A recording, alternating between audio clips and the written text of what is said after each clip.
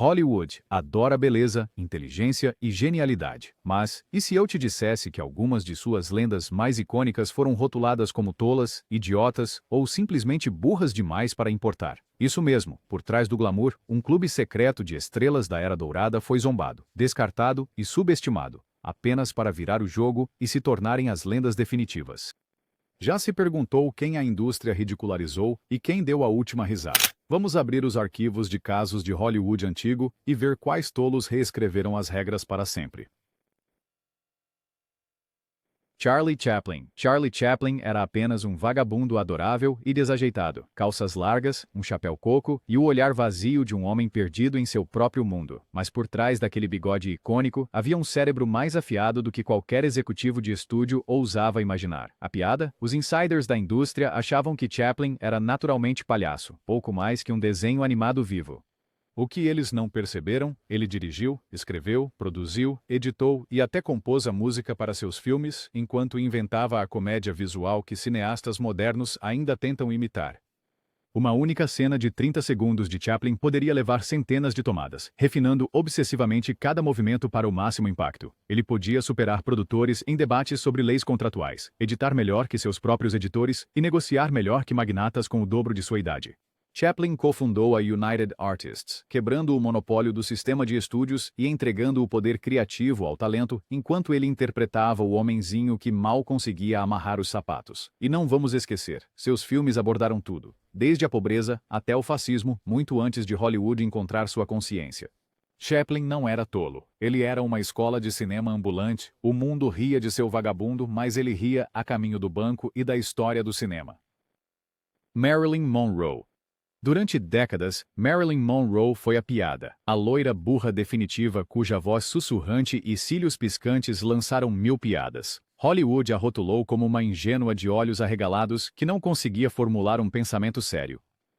Mas aqui está a reviravolta. Monroe supostamente tinha um QI de 168, mais alto do que a maioria dos diretores, roteiristas e chefes de estúdio que a menosprezavam. Ela devorava os clássicos, Joyce, Dostoiévski, Freud, anotando sua biblioteca pessoal de mais de 400 livros, cada página marcada com suas notas e insights. Ela estudou atuação com Lee Strasberg, recusando-se a ser uma marionete, e surpreendeu seus gerentes com precisão jurídica quando fundou a Marilyn Monroe Productions, uma das primeiras empresas de produção de propriedade feminina em Hollywood. Enquanto os executivos da Fox fofocavam sobre seus desmaios, Monroe estava renegociando seu contrato, saindo quando não jogavam limpo e retornando como a mulher mais poderosa do estúdio. Até mesmo sua persona icônica de loira burra era uma estratégia de negócios. Ela a interpretava, sabendo que Hollywood pagaria mais por uma bela tola do que por uma mulher brilhante. A história de Monroe é a vingança definitiva contra aqueles que a subestimaram, provando que, às vezes, a mulher mais tola na sala é apenas a melhor em esconder suas cartas. Judy Holliday. Judy Holliday ganhou um Oscar por interpretar Billie Dawn, a adorável cabeça de vento em Nascida Ontem, e o público simplesmente assumiu que a persona era real. Colunistas de fofocas a chamavam de boba na vida real, e até mesmo colegas de elenco a tratavam como uma piada ambulante. Mas, na realidade, Holliday tinha um QI que poderia fritar o cérebro da maioria das pessoas, supostamente 172, com um cartão de membro da Mensa para provar. Seu talento para línguas, memória e música era fora de série. Ela conseguia memorizar roteiros inteiros de uma só vez, alternar entre francês e italiano no meio de uma conversa e debater filosofia entre as cenas. Quando o Comitê de Atividades Anti-Americanas da Câmara tentou interrogá-la durante a caça às bruxas da lista negra de Hollywood, Holliday inverteu a situação, interpretando tão bem seu papel de loira burra que o comitê abandonou seu caso, convencido de que ela era inofensiva. Isso é o que você chama de estupidez armada. Fora do palco, Holliday escrevia música, poesia e era uma confidente intelectual de algumas das mentes mais brilhantes da época. A mulher que interpretava a garota mais burra da sala era muitas vezes a mais inteligente e usava cada grama disso para superar um sistema projetado para quebrá-la. Achava que ela era burra? Pense novamente. Hedy Lamarr. Quando a MGM chamou Hedy Lamarr de a mulher mais bonita do mundo, eles queriam dizer isso como um elogio e um insulto. Para os estúdios, ela era um colírio para os olhos, contratada para seduzir em foco suave e vender ingressos com um olhar. Os críticos diziam que ela era bonita demais para ser inteligente, mas enquanto os produtores se obcecavam com seu rosto, Lamarr estava ocupado inventando tecnologia que eventualmente alimentaria Wi-Fi, Bluetooth e GPS. Durante a Segunda Guerra Mundial, ela co-criou um sistema de salto de frequência com o compositor George Antheil, para impedir que torpedos inimigos fossem bloqueados. A Marinha ignorou sua patente, convencida de que uma atriz não poderia ter uma mente técnica. Décadas depois, sua inovação foi reconhecida como a base das comunicações modernas.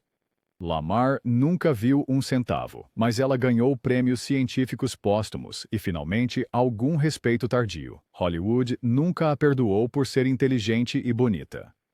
As próprias palavras de Lamarr disseram tudo. Qualquer garota pode ser glamurosa. Tudo o que você precisa fazer é ficar parada e parecer estúpida. Se ao menos a indústria soubesse que ela estava secretamente tornando o futuro possível entre as cenas. Gracie Allen. Para o mundo, Gracie Allen era a rainha da comédia, a metade avoada de Burns e Allen, cuja lógica distorcida e non sequitur selvagens faziam o público chorar de rir. Os fãs de rádio assumiam que ela era genuinamente desorientada, uma mulher que se perderia em uma porta giratória. Mas a verdadeira Gracie era uma cirurgiã cômica, afiada, estratégica e sempre 3 passos à frente. Ela mesma escreveu grande parte do material lendário da dupla, aperfeiçoando um estilo de lógica boba que exigia verdadeira genialidade para ser executado. Gracie entendia exatamente como conquistar o público. Ela até orquestrou uma falsa campanha presidencial em 1940, usando o Partido da Surpresa para aumentar suas audiências e transformar a farsa política em um golpe de marketing. Em uma época em que as mulheres eram marginalizadas, ela controlava as finanças, negociava contratos e criava cada piada. George Burns, seu famoso parceiro, mais tarde admitiu: "Eu fazia o papel do esperto, mas ela era o gênio." A carreira de Allen prova que você pode fazer o papel de boba no palco e ainda assim comandar o espetáculo nos bastidores. A piada, como sempre, era com Hollywood. Lou Costello. Lou Costello, eternamente imortalizado como a metade adorável e desajeitada de Abbott e Costello, parecia um homem adulto preso na confusão de um garoto escolar. Seu bordão, "Ei, Abbott", tornou-se um código para a simplicidade, e até seus colegas de elenco o tratavam como o bobo da aldeia. Mas por trás daquele exterior cômico, havia uma mente mais afiada do que o lápis de um apostador. Costello era um prodígio da matemática. Fora do palco, ele examinava contratos e imediatamente identificava as cláusulas ocultas, percentagens e letras miúdas que passavam despercebidas por advogados experientes. Os insiders dizem que ele podia prever a arrecadação de bilheteria até o último centavo apenas ao ver as vendas de ingressos na noite de estreia. Ele entendia de probabilidade tão bem que limpava qualquer um tolo o suficiente para jogar cartas com ele nos bastidores. Não parava por aí. O senso de tempo cômico de Costello não era apenas natural, era matematicamente engenhado. Ele media cada pausa, cada batida, como um cronômetro vivo, garantindo que cada piada fosse perfeita. E quando a televisão surgiu, ele foi uma das primeiras estrelas a ver o futuro da distribuição, garantindo residuais e royalties, enquanto outros deixavam os estúdios ficarem com os lucros. O adorável bobo que mal conseguia manter a seriedade era secretamente o homem dos números reescrevendo o balanço da comédia. Quem está em primeiro? Se você perguntar aos contadores, era sempre o Costello. Judy Garland. Judy Garland é eternamente lembrada como a estrela emocionalmente frágil. A garota além do arco-íris que nunca cresceu completamente. Hollywood a pintou como instável, infantil e em necessidade de resgate constante, enquanto executivos e imprensa sussurravam que ela era ingênua demais para sobreviver. Mas fora das câmeras, Garland era tão dura quanto qualquer um e 2 vezes mais esperta. Quando a MGM a dispensou, assumindo que sua carreira estava acabada, Garland planejou um retorno tão audacioso que reescreveu o manual. Ela mirou em salas de concerto prestigiadas, locais reservados para os músicos mais sérios do mundo, e esgotou os ingressos noite após noite. Garland não estava apenas cantando, ela estava produzindo, promovendo e gerenciando suas próprias turnês, criando um modelo que estrelas pop ainda seguem.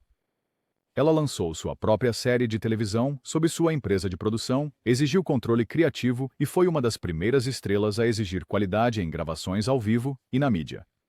A vítima indefesa era, na verdade, uma chefe de sala de reuniões, aproveitando seu nome e talento com um olhar atento para os direitos de propriedade intelectual. Judy Garland pode ter interpretado a donzela, mas na vida real, ela era seu próprio cavaleiro, construindo um império de negócios e superando todos os executivos que disseram que ela nunca conseguiria sem eles. Não a chame de vítima, chame-a de pioneira. Lucille Ball. Lucy Ricardo, a rainha do caos das sitcoms, era o exemplo clássico de uma cabeça de vento. A América adorava vê-la estragar receitas, embaralhar-se em esquemas malucos e transformar cada tarefa doméstica em um desastre. Durante décadas, o público confundiu Lucille Ball com sua alter ego na TV, assumindo que a mulher real estava tão perdida na lavanderia quanto ela.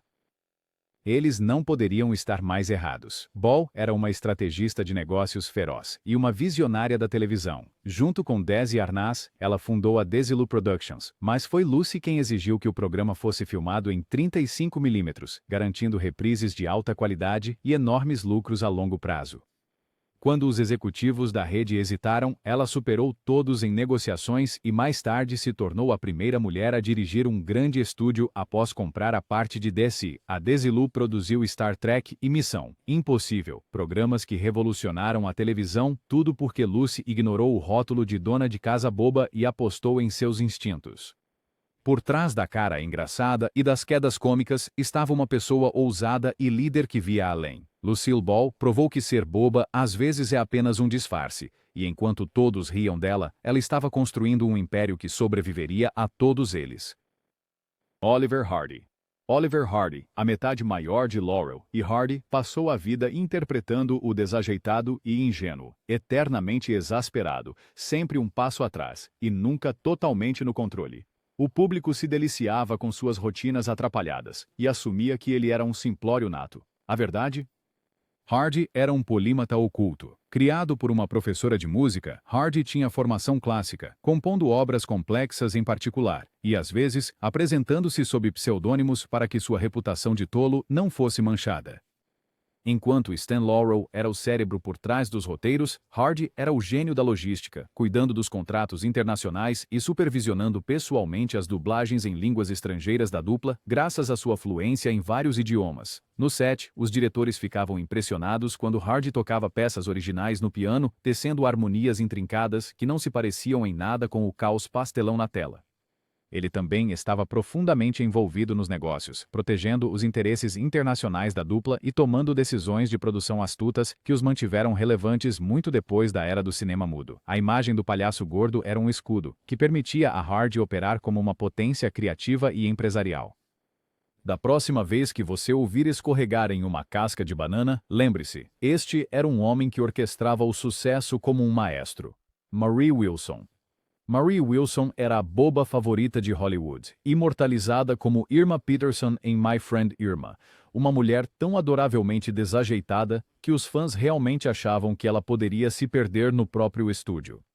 Os agentes de imprensa do estúdio destacavam sua inocência, e até os executivos da rede a subestimavam. Mas Wilson estava jogando xadrez enquanto todos os outros estavam presos no jogo da velha. Wilson não era apenas uma artista, ela era uma pioneira nos negócios. Ela negociou uma parte dos lucrativos produtos do programa, algo inédito para atrizes nos anos 1940. Quando a série passou do rádio para o cinema e a TV, ela garantiu que seu nome e seus lucros a acompanhassem. Sua atuação de loira burra era tão convincente que até negociadores experientes baixavam a guarda, achando que ela assinaria qualquer coisa. Em vez disso, Wilson revisava cada contrato pessoalmente e contratava rotineiramente os melhores advogados para superar os estúdios. Seus instintos criativos eram igualmente aguçados. Wilson colaborava de perto com os roteiristas para aperfeiçoar a mistura de malapropismos e coração de Irma, garantindo que a personagem permanecesse adorável e lucrativa em todos os meios. Fora das telas, ela investiu em imóveis, construiu uma rede de segurança financeira e se tornou uma das estrelas mais seguras de sua época. O grande ato de Marie Wilson, deixar todos acreditarem que ela era a pessoa mais burra na sala, até o momento em que descontava os cheques mais inteligentes da cidade. Joe E. Brown. Para o mundo, Joe E. Brown era o cara com a boca exageradamente grande, um desenho animado humano especializado em caipiras bobos. Seu bordão, bem, eu serei o tio de um macaco, parecia feito sob medida para o público rir dele, não com ele. No entanto, por trás daquele sorriso escancarado estava uma das mentes matemáticas mais afiadas que já chegaram a Hollywood. Brown largou a escola quando era criança para se juntar ao circo, mas conseguia multiplicar números de 4 dígitos de cabeça e identificar tendências financeiras num piscar de olhos. Durante a quebra do mercado de ações de 1929, quando a maioria das estrelas perdeu tudo, Brown não apenas sobreviveu, ele prosperou. Ele criou seu próprio sistema para prever movimentos do mercado, e seus amigos discretamente pediam conselhos de investimento enquanto os profissionais entravam em pânico. No set, ele identificava a folha de pagamento. Erros mais rápido do que os contadores, e sua matemática mental, uma vez resolveu uma disputa de dias em minutos em Some Like It Hot. Brown até emprestou seu talento para o exército, ajudando a desenvolver sistemas logísticos para movimentar tropas durante a Segunda Guerra Mundial. Uma contribuição tão impactante que algumas empresas de logística mais tarde o contrataram como consultor. O homem que ganhava a vida interpretando tolos adoráveis poderia ter superado os engravatados de Wall Street, e frequentemente o fazia. Joe E. Brown é a prova de que, às vezes, a pessoa mais inteligente na sala é aquela de quem todos os outros estão ocupados rindo. Betty Grable. Betty Grable foi vendida para a América como a garota com as pernas de $1 milhão, uma estrela ensolarada e descomplicada que sorria para a câmera e não causava problemas. As revistas de fãs minimizavam qualquer ambição, rotulando-a como apenas mais um rosto bonito em um mar de estrelas. Mas nos bastidores, Grable era uma estrategista tática. Ela percebeu que seus filmes consistentemente superavam outros nas bilheterias e usou esse conhecimento para renegociar seus contratos. Em vez de produzir filmes sem parar para um pagamento rápido, Grable limitou sua produção para criar expectativa e manter seu cachê altíssimo. Ela se tornou uma das mulheres mais bem pagas do país, ganhando até mais do que alguns chefes de estúdio. Grable exigia controle criativo até na iluminação que melhor destacava sua imagem. Enquanto outras atrizes fracassavam ao envelhecerem fora de seus papéis de ingênua, ela construiu uma marca que perdurou, lucrando com endossos e associações de produtos. Quando se aposentou, a fortuna de Grable era a inveja de atores sérios que antes a desprezavam. Betty Grable não era apenas um par de pernas bonitas. Ela era uma negociadora astuta e construtora de marca que superou a própria máquina que tentou rotulá-la como tola. Red Buttons. Red Buttons construiu sua fama interpretando o excêntrico, a voz aguda, o palhaço que sempre parecia um passo atrás da realidade. Com bordões como "coisas estranhas estão acontecendo", ele se tornou uma referência para alívio cômico, e muitos pensavam que era só isso que ele tinha a oferecer. Fora do palco, Buttons era uma universidade de um homem só. Ele transformava seus camarins em bibliotecas, repletas de tudo, desde filosofia grega antiga até teoria cultural. Nos sets de filmagem, enquanto outros tiravam cochilos, Buttons estava aprendendo grego clássico para ler Homero no original ou realizando seminários improvisados sobre o budismo zen. Seu intelecto era tão formidável que até estudiosos religiosos às vezes vinham a ele em busca de conselhos sobre passagens talmúdicas. Durante as filmagens de Sayonara, ele surpreendeu a equipe japonesa com sua fluência e profundo entendimento da cultura deles. Red Buttons fazia o papel de bobo na frente das câmeras, mas vivia como filósofo, estudioso e buscador de conhecimento. Faço o papel de simplório para pagar as contas, ele brincou uma vez. Leio Aristóteles para alimentar minha alma. Se você pensava que Red Buttons era apenas mais um comediante, pense novamente. Ele era a definição de não julgar um livro, especialmente quando estava ocupado lendo todos eles. Martha Raye. O sorriso gigante de Martha Raye e sua comédia física e ousada fizeram dela uma presença constante em todos os shows de variedades e filmes malucos. O público achava que ela era simplesmente uma comediante barulhenta e simples, muito turbulenta para ser levada a sério. O que ninguém percebeu foi que Raye também era uma enfermeira de guerra condecorada e uma estrategista militar cujas habilidades literalmente salvaram vidas. Treinada como enfermeira antes do showbiz, ela se voluntariou para algumas das missões mais perigosas durante o Vietnã, a Coreia e o Vietnã, trabalhando ao lado das forças especiais e ganhando o apelido de Coronel Maggie. Suas habilidades médicas eram igualadas apenas por seus instintos de campo de batalha. Ela conseguia ler um mapa tático ou identificar fraquezas na segurança da base mais rápido do que a maioria dos oficiais juniores. O general William Westmoreland elogiou seu discernimento militar, e suas recomendações para reposicionar postos de guarda uma vez ajudaram a repelir um ataque inimigo. Quando ela morreu, foi enterrada com honras militares completas, a única civil feminina assim reconhecida na história das forças especiais. A boca de Martha Ray a tornou famosa, mas sua inteligência e coragem a tornaram lendária. Se Hollywood achava que ela era apenas uma palhaça, os militares sabiam que ela era de verdade. Champ Howard. Entre os três patetas, Champ Howard era o estranho. O cabelo mais esquisito, as caras mais bobas e uma personalidade tão engraçada que parecia o saco de pancadas do grupo. Para o público, ele era o Stooge feio, um homem cuja própria existência parecia uma piada. Mas fora das câmeras, Champ era o cérebro da operação, enquanto seu colegas gastavam seus salários tão rápido quanto os recebiam, Champ estava silenciosamente investindo em ações e imóveis. Ele desenvolveu seu próprio sistema para analisar a volatilidade do mercado e até comprou terrenos valiosos em Beverly Hills antes de seu valor disparar. Durante a crise de 1929, ele manteve a calma, comprando ativos que o tornariam multimilionário nos dólares de hoje. Os atores consultavam Champ para conselhos financeiros, e seu portfólio superava rotineiramente os dos profissionais. Mesmo em reuniões de negócios, ele fazia o papel de bobo, deixando os executivos do estúdio subestimá-lo, e então surgia com acordos que o deixavam por cima.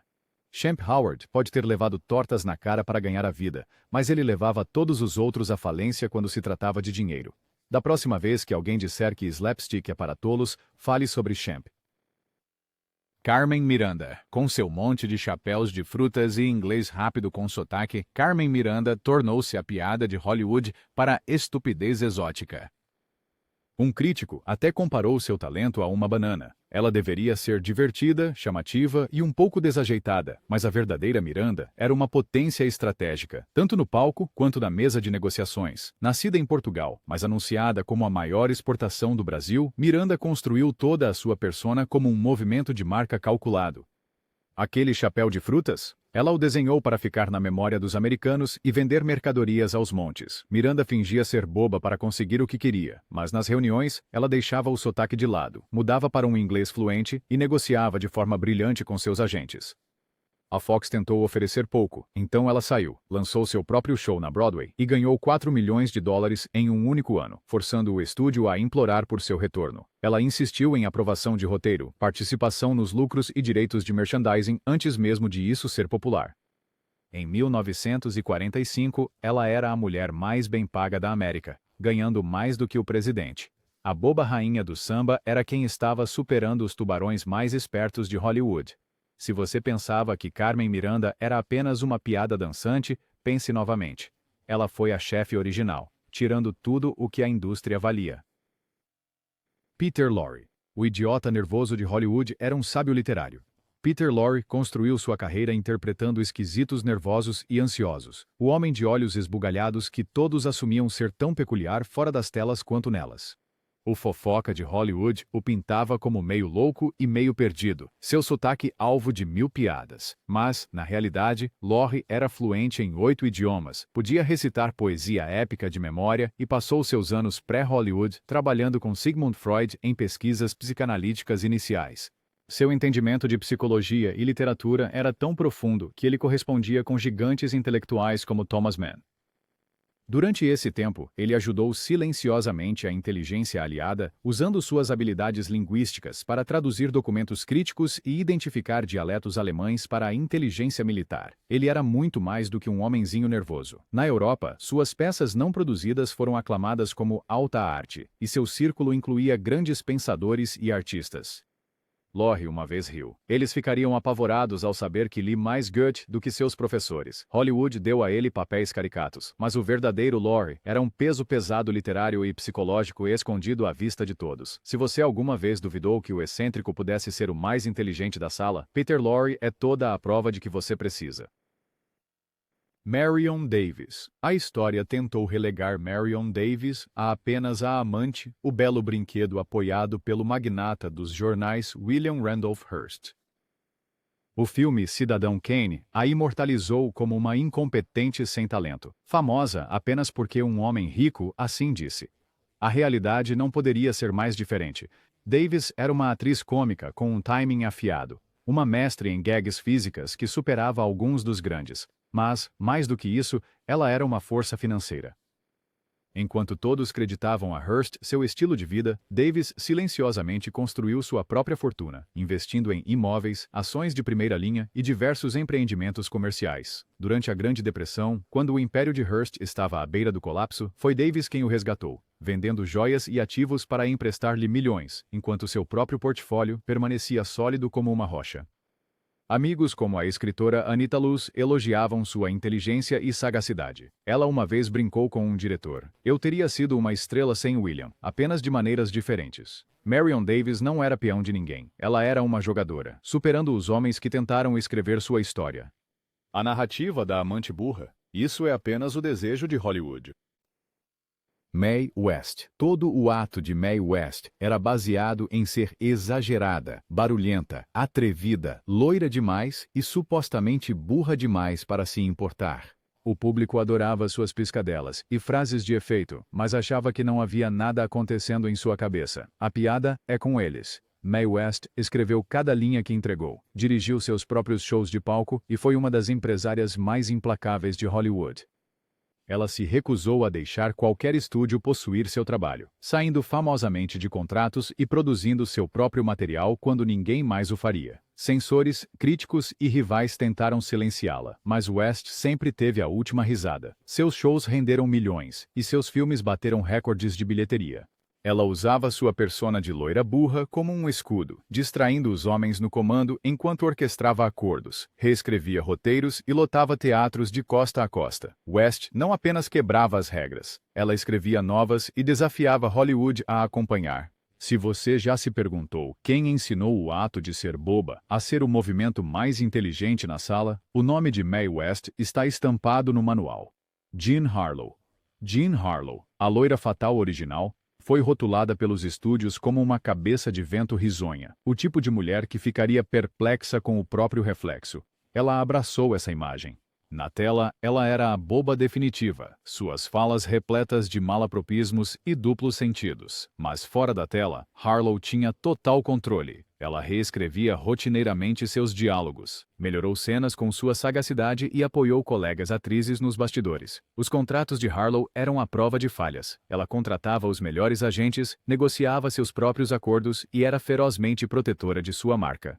Quando a MGM tentou deixá-la de lado, ela reagiu e conseguiu o primeiro lugar nos créditos e um salário alto. Ela também quebrou o molde sendo abertamente gentil e solidária em uma indústria competitiva, estabelecendo mentorias informais para atrizes mais jovens e lutando por melhores papéis para mulheres em geral. A combinação de senso de negócios e generosidade de Harlow a tornava uma favorita entre a equipe. Todos sabiam que ela não era boba. Os estúdios tentaram vender Jean Harlow como a loira burra definitiva, mas ela era esperta demais para deixar que alguém escrevesse sua história. Jerry Lewis. Jerry Lewis era conhecido como o homem-criança mais selvagem de Hollywood, o comediante espasmódico de rosto elástico cujas palhaçadas físicas faziam homens adultos chorar de rir. Os críticos o descartavam como infantil e sem sentido, mesmo quando seus números de bilheteria disparavam. Mas, por baixo da superfície, Lewis era um inovador técnico, um diretor e um gênio dos negócios que mudou o cinema para sempre. Ele inventou o sistema de assistência de vídeo que permite aos diretores revisarem instantaneamente as tomadas no set, uma tecnologia ainda usada hoje. Lewis escreveu, dirigiu e editou seus próprios filmes, frequentemente introduzindo novas técnicas de câmera ou métodos de produção que se tornaram padrões da indústria. Fora do palco, ele era um perfeccionista exigente, conhecido por preparar roteiros, planejar cenas e conduzir produções com precisão militar. Ele também foi o cérebro por trás de alguns dos maiores teletons da história da TV, arrecadando bilhões para a caridade e mostrando que um palhaço podia ter o maior coração e a mente mais afiada. Lewis estava sempre 3 passos à frente, redefinindo o que um comediante e uma estrela de cinema poderiam ser. Da próxima vez que você vir alguém sendo zombado como apenas um bobo, lembre-se de Jerry Lewis. Às vezes, o homem que age como uma criança é na verdade o adulto comandando o espetáculo.